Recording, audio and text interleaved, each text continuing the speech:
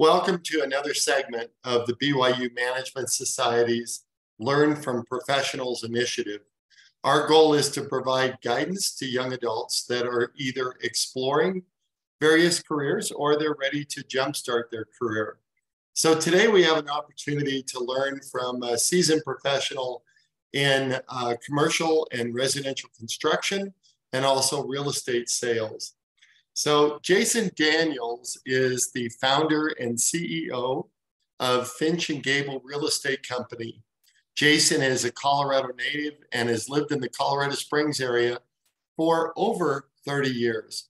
He is married with 6 children and enjoys spending time with his family outdoors skiing and playing golf. Jason graduated from Colorado State University, my alma mater, and with a degree in construction management with experience in commercial and residential construction. Jason and his team of realtors have helped over 2,000 plus families buy or sell homes in the Colorado Springs and Denver area for over 2 decades. With over 25 years of commercial and real estate experience, Jason has recently found success developing commercial and multifamily projects. He believes if he helps enough people achieve their goals, eventually he will achieve all his own goals in life. So welcome, Jason. Thanks, Scott. I appreciate you having me. I'm honored to be here. I'm excited about what you put together here for young adults all over the world, and hopefully I can add something to that for them. That's terrific. So can you give us a little feedback? Tell us about what made you desire to pursue a career in not only commercial and residential construction, but also real estate sales. Yeah, so it kind of goes back to my, family. I had a couple uncles that went that route in construction management. I kind of found that fascinating. I always liked building things and using my hands when I was a kid. And my father got into real estate when I was, a teenager, probably 12, 13 years old. And I saw him transition from being an auto mechanic, working with his hands, to automobile sales, and then to the eventually real estate industry. So I found that intriguing. However, he was always on his cell phone at the dinner table on weekends. And I said, I'm never going to get into real estate. So I looked at my couple, his brothers, my uncles, and they were really successful and either had owned companies or got one, was the senior vice president of a multi-billion-dollar construction company before he retired. I thought, I'm going to try engineering. They did the construction management route. So I went to Colorado State for a year in civil engineering, sat down with a professor of like our home class. And he said, oh, Jason, you're doing really well. I said, yeah, but what am I going to do for, once I graduate? So you'll be behind a computer and a desk for 5 years before you can even get your own engineering license. And you're going to just be on AutoCAD. And I thought, I can't do that. I like people. So I looked at my options, and the good news was I'd already had in 1 year, I had completed 43 credit hours. And I pretty much knocked out a good chunk of what it would take if I just switched majors to construction management. And that's where it was a combination of business classes, project management classes, construction, and engineering. So it was I've always been kind of an entrepreneur, and that helped spark, the interest in getting into the construction side. So that's how I got into construction. My dad had always drugged me around, though, investing in real estate, even before he got his license and owned rentals. And so at 5 years old, I remember him dragging me around a little paintbrush, and we would go, a tenant would move out, and we would, repaint or do some minor repairs on fences and decks. And eventually he even had me helping him finish basements and, larger projects, because I, again, like work with my hands. So it kind of all went hand in hand with real estate and construction. And then I did end up going to graduating with a degree in construction management at Colorado State here, and ended up in that field. While I was going to college, I was actually literally framing homes. So I've been out there on a scaffolding at 20 degrees in sleet and snow, installing siding, windows, and framing. So I kind of started from the ground up in the construction industry and ended up being a project engineer and office engineer for a couple large commercial construction companies in the Denver area. Then I realized after about 2 years of that, I was a true entrepreneur spirit at heart, and I just didn't enjoy working for somebody else. I had bigger dreams and visions, and I was working about 75 to 80 hours a week. And this particular company that I ended up leaving and going into the real estate industry, my paycheck said 40, but they asked me to start working Saturdays, and I said, sure. I want to climb that corporate ladder. And then they said, now you need to come in Sundays. And I said, no, that's a day for our family. And I'm not going to do that. So I called my dad. He said, well, you have 2 years of experience with your degree. And I tried to leave before I even graduated. And my dad said, I'm not going to teach you real estate unless you finish your degree and get 2 years of experience with it, which I'm glad he did. So I literally had just purchased a home with my wife at the time, and we were gutting the house and remodeling it to sell it, kind of flipped our house up in Denver, moved down to Colorado Springs. And then I partnered up with my dad. At that time, he was one of the top real estate agents in the entire Colorado Springs area, and was able to learn from him and get a good kind of shortcut to my real estate career and selling residential homes. So that's how it all kind of started. And then, I could talk for another 20 minutes on, how that evolved, but basically it was just through family and opportunities that I had along the way in that regard. All right, that's great. So, Jason, I know that you've started other companies, but recently you started Finch Gable. And can you tell us what prompted you to launch this company? Yeah, so before I started Finch Gable Real Estate Company, I was extremely loyal to RE/MAX. They're a great company. They're international, highly valuable company. It's now publicly traded. Their headquarters are actually based out of Denver. I was with RE/MAX for 17 years. In the last 5, I actually owned my own brokerage and franchise. Mm-hmm. And I just became, familiar with the executive team for RE/MAX because it's just in our backyard. And they started making some changes, quite frankly, to please their shareholders. And I had some different ideas on I wanted to expand my business and had ideas, and it didn't fall within their franchise guidelines or what they wanted. And so I go back to now I feel like I was working for somebody again, like when I was working in the construction industry. So I allowed my franchise to expire, and because we have a beautiful office space, I wanted to remain in our location. So the only way to really do that would be to just let it expire. So we let it expire, and during that time period, my wife and I met with a branding company out of Salt Lake that helped us build our brand. And we invested quite a bit into it, actually more than we invested into purchasing a RE/MAX franchise. And so by the time the franchise expired, we were able to just take off the RE/MAX sign and put up the Finch Gable sign. And we did that in February 28th of 2020. And we all know what happened within 2 to 3 weeks of that time period. We launched a business, and then the whole world shut down. And sure. My wife and I were kind of freaking out, going, what do we just do? We left this secure company, and we knew how the system works, and we were very profitable. And now we launched our own company, and they literally shut us down where, we were all in lockdown for the majority of the United States. And if you're watching from another country, you could probably it was a worldwide pandemic. So we couldn't even go show a home to a client. So we had to become very ingenuitive and teach our sellers how to do FaceTime and Zoom tours for our clients remotely and patch everyone together. Anyway, it was kind of crazy. We figured it out, but it was really kind of an interesting time to start up a new company in the middle of a pandemic. Sure. The pandemic impacted all of us. So any other challenges that you had in starting a new company or successes that you'd like to share? Yeah, it's been, it's now we're about 2.5 years in, and, building a leadership team is key. Before there was kind of a corporate leadership team that kind of assisted us a little bit. But now we have plans to expand to 7 other states in the next 3 to 5 years. And we've built relationships with other brokers and team leaders around the country that are interested in our brand as we're building out our foundation.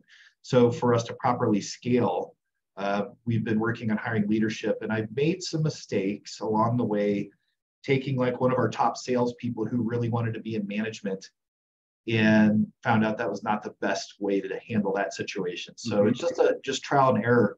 And really the key there's no secret, but the key to growing, I believe, the company and scaling is leveraging people and systems. So we've spent the last 2 years kind of burning our systems down. We honestly had to clean house in December through June of this last year. And we have a whole new face, but our culture has improved tenfold. Our systems, we've taken them apart and rebuilt them one by one. And we are ready to grow to 7 states. So we do have a Denver satellite office location, and we're going to continue to expand up the Front Range and then into each state as a franchisable model. So the key there is, and the struggle is the right people. And again, it comes down to finding that right culture fit, the right skill set. And that's also been a challenge coming out of a pandemic. So, yeah. Well, it sounds like you've made some amazing successes during some difficult times, and you have some great plans moving forward. But tell me this: has your career always been on an upward trajectory, or have there been issues that you've had to overcome? When I look at gross revenue, a lot of years, yes, it was just a stair step up, but it was a lot of the work behind it. But first getting into the business, it was pretty hard struggle that first 3 years when, quite frankly, I had some business challenges and some personal challenges. Earlier I mentioned I quit my job, gave notice in Denver, moved down to Colorado Springs. I was married, had 2 children, an 18-month-old and a 4-year-old. And within 30 days of relocating to Colorado Springs, my wife at the time checked out and said, I don't want to be married and I don't want to be mom. And she left. And the plan, she had a salary and health insurance to kind of help the transition from me going to a corporate job and building my business. And she kind of pulled that rug out from under us. So I was with an 18-month-old and a 4-year-old and no revenue coming in. So I had to succeed. And that was, honestly, I look back at that and I'm grateful for that opportunity. It kind of sounds strange, but it kind of was like burning the boats. I didn't have another option. I wasn't going to go get a job because my dream was to build a business. And so that first 3 years, I was figuring things out. And then I would just, would grow up from there. And then I met my current wife 3 years later, and then she's been a great support. So it's always good to have a spouse to support you in this. But there's been some struggles. And I remember there was a point, it was the same month I got licensed. It was June of 2003. I just purchased a home and I couldn't pay the utility bill. And I had a final notice that they were going to shut our power off.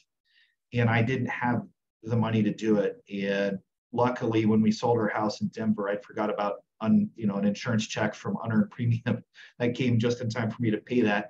And I luckily had, a deal that I could close that I've been working on. And it took a while to get that first deal closed. So that was a struggle. But then once you overcome a challenge in anything in life or in business, what seems insurmountable or impossible, once you learn and figure that out, it just becomes natural. And so the natural progression of my career and running a business is finding and tackling the problems and overcoming them, and then inviting new problems, not on purpose, but it's just time. And, a lot of people that I'm finding, some of the younger generation, a lot of them are amazing young folks, and some don't have the right perspective. They think, oh, wow, you must be lucky. And, God, I want to be where you are in 2 years, Jason. I want to be in your chair. And I said, I was an overnight success over 20 years. So I think if someone's watching this, yes, you can do it. And you can find shortcuts, proper shortcuts, by finding correct mentors, coaches, business leaders that you can take to lunch. There's different organizations, networking. Surround yourself with the people that are at the level you want to be at. That old adage, it's kind of cliche, it's true. Surround yourself with the people that you want to be like. And if you see someone in a level at a business, go mentor with them, go take them to lunch, whether it's an informal mentorship or a formal mentorship. Find a coach. I've invested over $500,000 in coaching and consulting. I highly recommend that. Just like, professional athletes, they have conditioning coaches, they have strength coaches, diet coaches, and I have those too. I mean, I take physical fitness very seriously because it affects your mental aptitude. So, obviously when you're younger, you have a limited budget, but there's people that are willing to walk along that aren't going to charge you anything. They're just their time. They want to give back. I like to try and give back. And that's why part of the reason I started Finch and Gable was I had success as a real estate agent. And I wanted to be able to provide a 6-figure plus income for people that had limited opportunity, because in real estate, at least here in the United States or in Colorado, you can literally get licensed without a college degree in only 6 months of training. In Canada, it can take 18 months to 2 years. In other countries, I don't know what the process is, but it is honestly one of the quickest ways to become financially successful if it's done right. And so I've been helping agents transition from other fields, or young people right out of college become successful in this business. And it's been very satisfying. So anyway, I can't remember what the original question was, but I'm passionate about what we do here. Sure.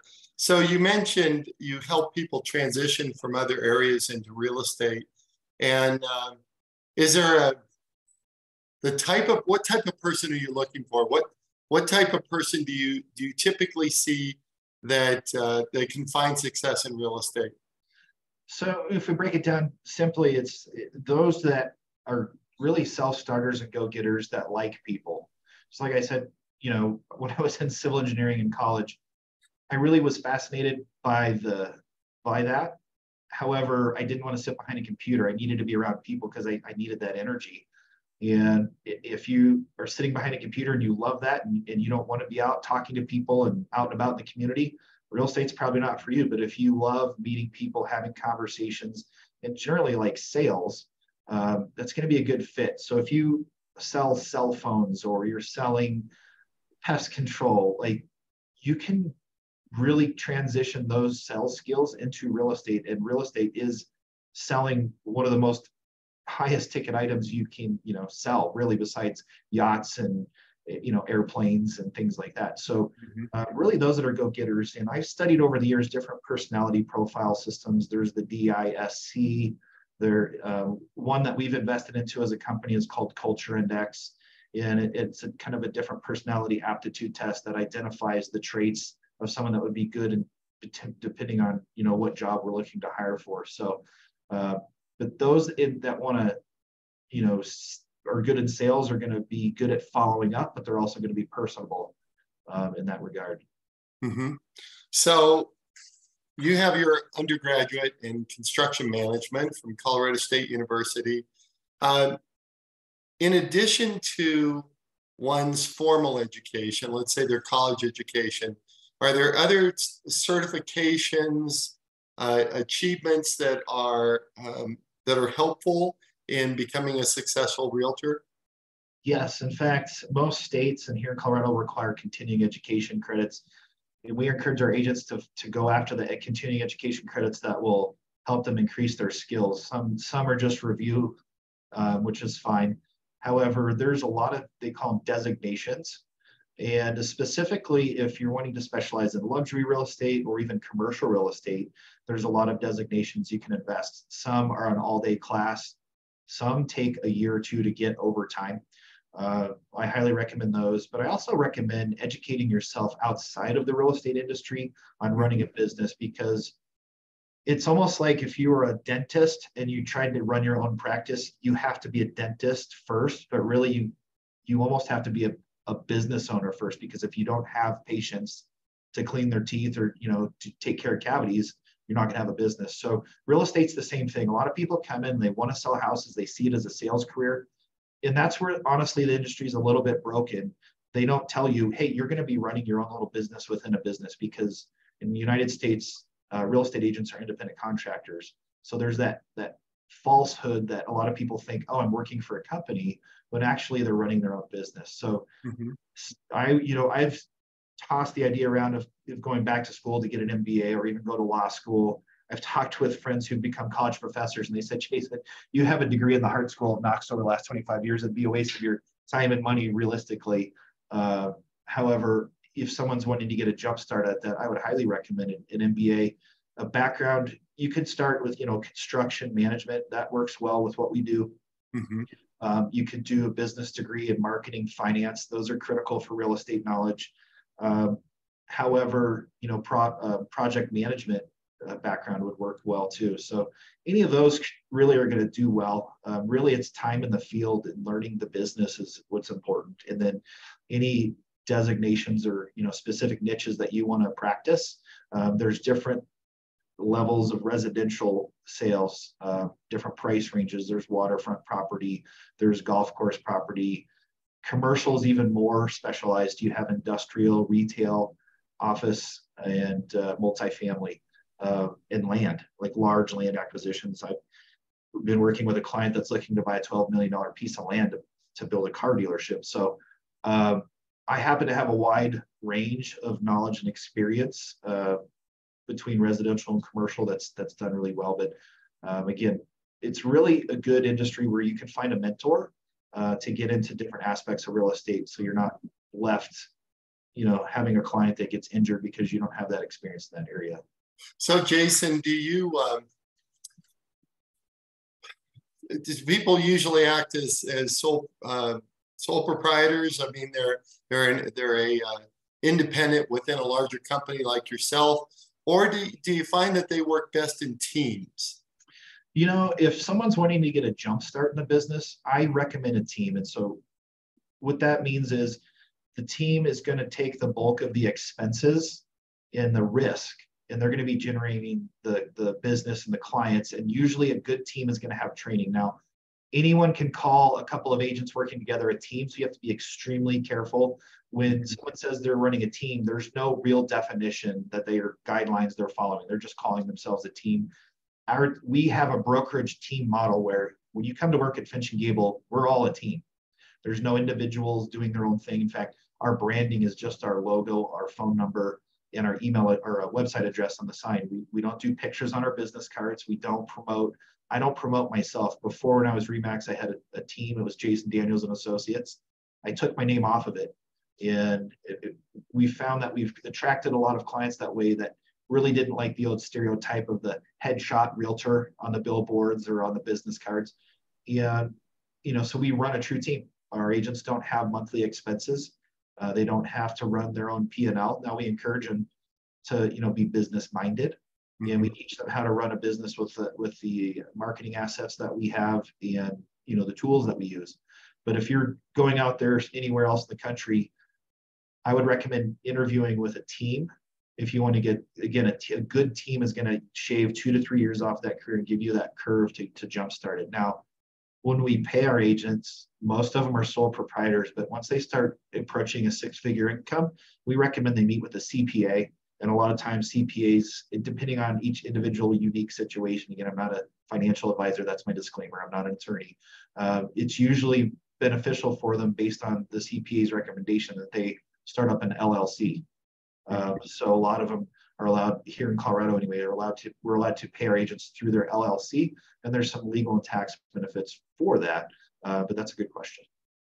So Jason, what do you consider to be the prime rewards and significant challenges of being a realtor?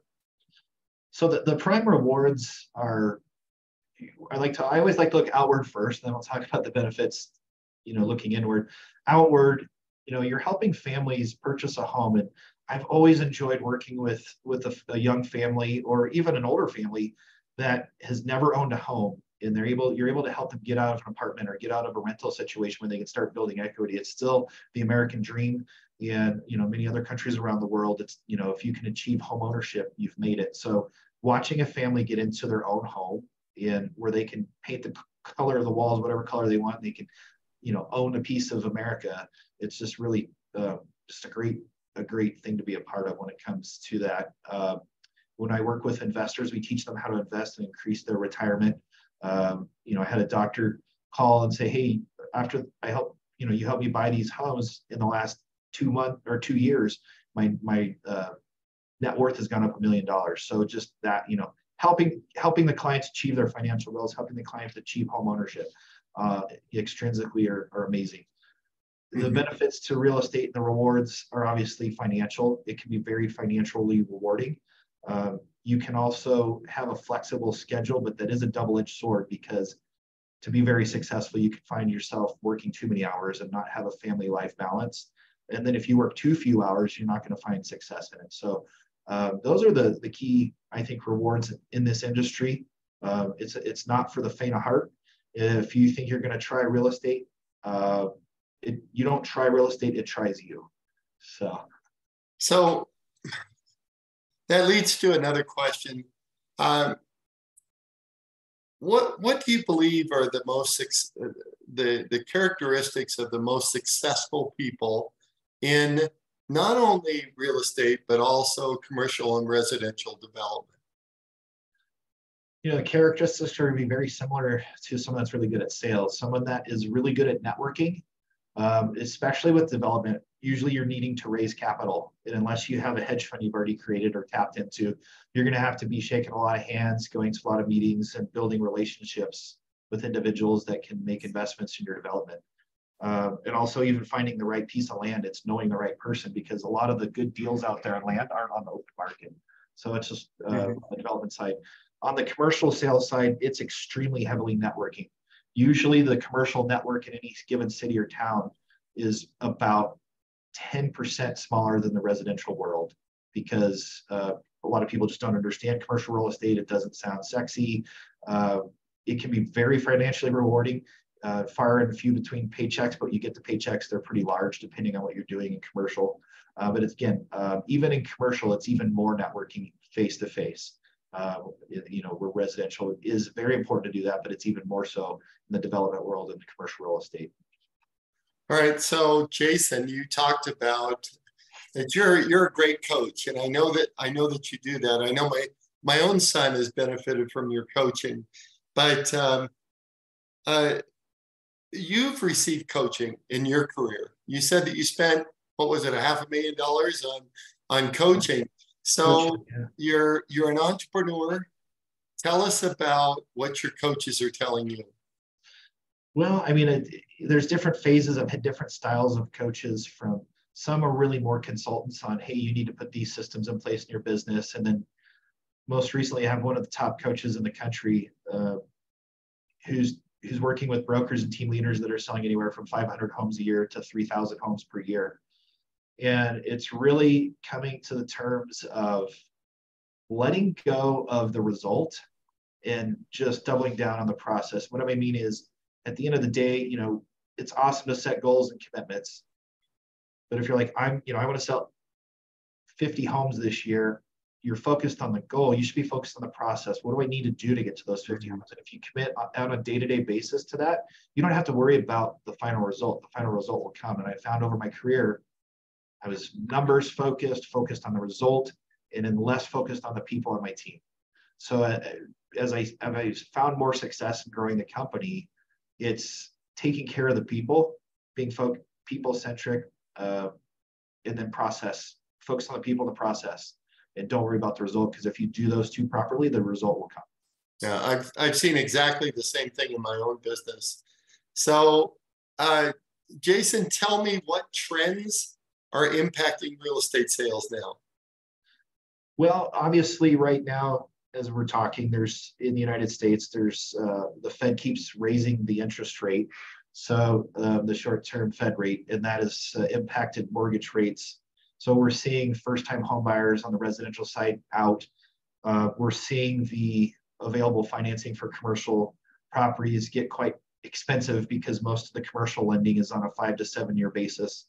And so there's a lot of volatility in the lending world right now. So we're seeing that slow down a little bit. However, there is still somewhat of a housing shortage in the United States, believe it or not. Home builders have not kept up with the deficiency in homes. So that is playing effect into it. But also we're seeing technology companies coming into the real estate world, such as Zillow, Open Door. A lot of these companies that were buying homes, Zillow lost $1 billion last year in one quarter. Open Door lost $1 billion in a month here this year. And so Redfin, all these technology companies that were not revenue profit first companies, they are raising capital and spending it like crazy, are starting to crumble. And so we're seeing how that's playing out, because there was a lot of large investment companies that were buying large institutions that were buying up homes by cash, pricing small, first-time home buyers out of the market. They would be making offers $50,000 to $100,000 over a list price. Those have gone away. So we're seeing that trending back to where those companies are pulling back. Now that money is more expensive to borrow, those institutional investors don't like the risk in real estate. And so hopefully they don't decide to dump all the real estate that's vacant right now, because that would add an additional issue into our inventory problem here in the United States. But moving forward, technology has been trying to disrupt real estate for the last 2 decades, and they haven't found a way. I personally believe that you're not going to be able to go to a website and check out and buy a home online 100%. People want to have someone that's a trusted professional. Again, it's most people's largest asset, and especially if someone's in the commercial world and they're making an investment in commercial real estate, that's even more expensive. They're going to want an advisor to walk them through the whole process. It's a very complicated process for someone that's not done it before, with inspections, and each property is unique. So even with all the billions of dollars and possibly trillions that have been poured in to try and crack the code to eliminate the real estate agent, I don't think it's going to happen. I think technology is only going to streamline things and make it better for us moving forward once they figure out once they realize, hey, we still need to work with real estate agents. So that's the overall trending thing here in the United States. Real estate wise, what happens here in the United States kind of trickles out to Canada and the rest of the world, but that's kind of where I'm seeing right now. Okay. So what advice, Jason, would you give to a young adult that's interested in exploring and possibly jumpstarting a career as a realtor? Depending on where they're at, if they're still in school or after school. If they're still in school, I would recommend going into a real estate office, whether you want to focus on commercial or residential, or maybe you don't know, so just pick one and ask to do an internship. Do it for a summer, do it for a semester. Some companies offer paid internships. We've done that in the past. Some of them are a little bit smaller and they may not have a paid internship, and it may be more of a mentorship. But then you can kind of get a feel with if you like it or not. If you've already graduated or you already have your education, you're ready to get started, I would still recommend, you still need to get a real estate license if you're going to sell real estate. But as an intern, you're going to learn sales skills. You'll probably be able to make phone calls for the agents and learn the business. However, if you want to jump in, again, in Colorado, it's only about a 6-week process to get your license. In other states, it's not much different. Go ahead and get your license. We actually have a scholarship program here at Finch Gable. So some companies actually offer a scholarship program for getting your license as well. And then I recommend, again, talking to someone that has a team, either a brokerage owner or a team owner within the brokerage that has an experienced team where they actually have real training. They're generating leads so they can help you through that process, help you jumpstart your career. It's extremely difficult to start from scratch and go somewhere you're on your own. You'll save years off your career. If you get into it with the team, the cost of entry is very, very low. If you try and go in out of the gate on your own, it can be very expensive. The investment is usually $10,000 to $20,000 on the low side if you're trying to do it on your own. If you go to work for a team, some teams require a deposit or an investment. Some of them we don't require an investment, but we have a very strict interview process to make sure we're bringing on the right people. So that's what I'd recommend. Just get out there, ask. And if you want to do real estate development, same thing, go talk to a local real estate developer in your area and see if you can do an internship for them. Are there any websites or books or periodicals that you would recommend for someone exploring a career as a realtor? There is so much on YouTube, on the internet. Real estate is extremely popular. Real estate is roughly 17% of the GDP, so it's a high topic of interest everywhere, especially in the United States. So there is a lot of places online, a lot of good resources and coaching companies and YouTube videos. There is a real estate publication, there is a subscription cost to it called inman.com that talks about the trends, about what's going on currently. If someone wants to know how to be successful as a real estate agent, I highly recommend them read The Millionaire Real Estate Agent by Gary Keller. It is like the very basic thing that you want to read, even if you're, just thinking about real estate. It's not that big of a read. You probably read it in a couple days or a week. And it just lays out. They interview the top teams and agents across the country that when he wrote the book, which was, I believe, back in 2005 or six, about how they were able to reach success. And then he boiled it down into phases of how to do that. And so it's really just a how-to. And I've read through it several times, and it's on spot. Even in today, it's not outdated because it's good information. So I recommend that. If someone really likes sales and they want to get into real estate sales specifically, Tommy Hopkins has the Sales Mastery book, Mastery of Sales, Mastering Sales. He has one specific to real estate. That's old school selling. That's good to just kind of get a feel for, what selling real estate would be like and what's required. But those are the few things. There's a lot of podcasts out there. There's a Facebook page called Lab Coat Agents, and there's over 120,000 members of that group. And there's a lot of good information there about what's trending in the industry, where a lot of new agents, asking advice and getting tips on there. So that's a good one to go to. I have, not to self-promote, but I give valuable tips and advice on moveupinrealestate.com. It's also a Facebook page and a YouTube channel where we just give tips to agents on how to grow their business. Some of it's tied to old school tactics that are still classic, but it still work. And some of it is specific advice to, hey, here's the things you should be looking at your business to be successful with this new market shift. So those are a few resources. There's endless resources on it. So Jason, you mentioned that physical fitness was very important to you. And with a lot of our young adults, they want to be successful in business, but they also want to have balance in life. So can that be achieved as a real estate agent? I'm such a driven person. I've kind of let the idea of having a balanced life just kind of go out the window. It's more of a balancing act. Sometimes my business takes 80 hours a week to run, but sometimes I go on vacation for 2 weeks with my family and I don't have to check in. So what I recommend, it's a classic, Stephen Covey's 7 Habits of Success. He talks about putting your big rocks on your calendar first, and he does a whole example of putting big rocks and water and sand into a jar. Many of you have maybe seen it. If not, just Google Stephen Covey's jar and rock example. But put those big rocks, what's important to you, put things like, so for example, on my calendar, I have date night with my wife every Saturday night. It's on my calendar. I have, go to church on Sunday at this time to this time. I have church meetings at this time. My kids have, a musical performance. Put that in there. I put all my personal stuff in first because I don't want to miss it. And what I found was if I didn't put that stuff on my calendar, I wouldn't make those things happen. And that's when relationships can start to break down. So my advice from the very beginning is manage a calendar. And it's not time management, it's choice management. And I've learned I need to say no to a lot more things so I can say yes to my family and yes to the commitments that I want to reach my goals and personally and in life. And fitness is one of them.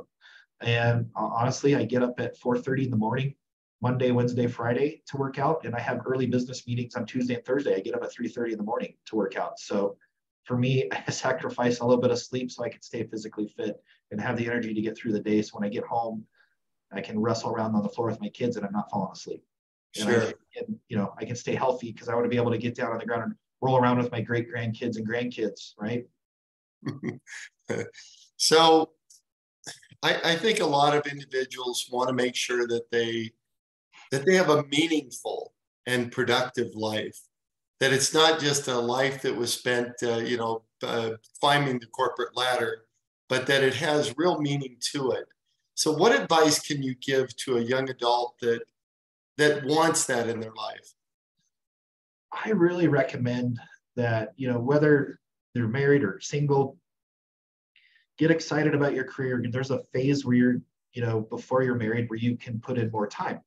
And so put in the time while you're younger. So as you, grow your business, you can take the luxury of having more time with your family. So do the work, because you'll grow exponentially faster if you can figure that out. And I wish I would have figured it out when I was younger. I didn't figure it out till probably I was 25 or 26. If I would have just figured that out at 20, I could have been probably 10 years ahead. So figure out what you want to do, go 100% full forward with it. But also, most of you have hobbies and other interests. Take those and still time block those. You got to enjoy life. Even when you're single, when you're young, you got to have fun. We're not here. We don't live to work. We work to live.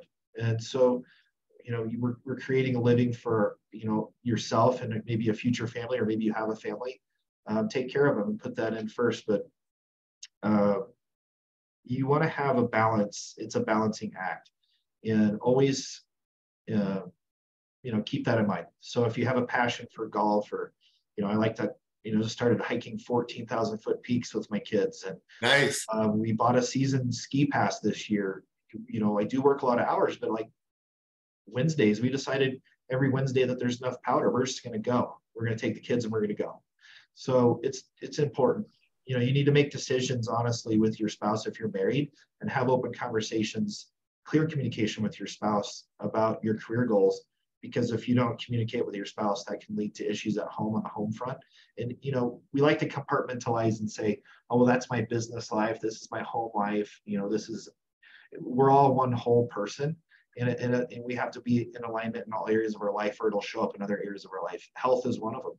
Relationships, business, finance, they all tie together. And if you can learn that at a young age, I can't imagine, we're trying to teach our kids at a young age those things. And I hope they surpass me at my age by far. I agree. I think balance in one's life is so important, and having purpose in your life, especially in your career. So as a realtor, you can do a lot of great things. You can help a lot of people. So you had mentioned networking, Jason, and tell me, how important is networking as a realtor, and what are some simple ways that people can do that? Yeah, I'm glad you brought that up. I actually am going to be shooting a video on my channel about this, because the last 2 years in the real estate has been insane. There's been the velocity of homes selling over the past 2.5 years, up until this last summer, was off the charts. So anyone could get in the business and be successful. So it's now that, when the tide comes down, we see who's not wearing pants, right? And there's a lot of people in this business that aren't figuring out how to adapt, because they didn't have to network. They didn't have to build relationships. I built my business that way. I had to. And we're going back to the agents that haven't been through a downturn. There was a huge downturn from 2008 to 2012, and that's when I grew my business, and I did it by networking. So we're dusting off our playbooks and coaching our agents to double down, triple down on networking, and find 50 people that know, like, and trust you, or past clients if you're an existing agent, and contact them on a monthly basis with something of value, a phone call, take them to lunch, take them to, I don't drink coffee, but, take them to a place and get a smoothie or something. It doesn't have to be lunch. Provide something of value, and just follow up and build that relationship, because it's the relationships that matter. Now, those 50 people may never buy a home from you, or maybe they already did, but if they hear of a friend or family member that's looking to buy a home, you just ask them, hey, would you mind reaching out to me if you hear someone thinking about buying or selling a home? That's how I launched my career. It took me 3 years to build it up to a point where I had more business that I could handle. And then I kind of naturally started building a team around me, and it just kept growing from there. But networking is critical in any business. More recently in our development business, like I said, networking to find individuals to invest in our projects, and having those skills, sales skills, networking skills. It's about people and process, and it's huge with people when it comes to real estate sales. And one last thing that you'd mentioned, what else should you do? I believe in giving back to our community. So we give back to local nonprofits, and we also actually next week are going to be boots on the ground at a place called Restore Hope with our entire team, where we're putting back together backpacks that go to law enforcement that are their first intercept to someone that's been sexually trafficked. So We believe we should have an impact outside of business because we've been blessed with the things in our business. We want to give back to the communities that our businesses operate in. So that's another key, huge component into our success is giving back. And that's another good way to network. You're meeting people that have a common cause that you get behind. You can donate your money, your time, work side by side. And it's just naturally a way to communicate and network at the same time. Jason, I want to thank you for your time today and the work that you're doing to help the BYU Management Society mentor young adults. Before we close, is there any other advice that you would like to give to young adults about having a successful career and a successful life? Maybe just keep it simple, rehash it. Be excited about what you're wanting to do. Focus on building relationships first with mentors, coaches, people that are at the level you want to be at. Then when you're able to hire coaches at a higher level, because once you have to start paying them, you're going to learn a lot higher level skills. And then as you grow, if you want to grow into a larger business outside of just being an individual salesperson, you need to continue to enhance your skills in communication, negotiation, and networking, and then give back. I mean, it's really simple. And then keep in focus your personal life, your family, your fitness, and your finances. If you could just boil it down to those things, you'll be successful, whether it's in real estate or any career. Well, thank you, Jason. So to wrap up this interview, one of the things that Jason mentioned was taking a successful person out to lunch. Asking them about how they have developed success in their career. So I'd like to remind our viewers that on our website, we have a video that's there about how to conduct an informational interview. So you can ask for an introduction to someone that you have heard about that's very successful, or you could just reach out to them themselves and pick up the phone and call them and say, I'd like to meet with you. I'd like to learn more about what's helped you to become a very successful person and to get your advice for jumpstarting my own career. So feel free to look on our website for the video that we've done on informational interviews. And we appreciate your time today. And hopefully, Jason, I know that you have made a big impact on people's lives, and we appreciate that. Thanks. Well, I hope people can find some value in this, and I look forward to continuing to provide value to the BYU Management Society however I can. I appreciate you. Thanks, Scott. Thank you.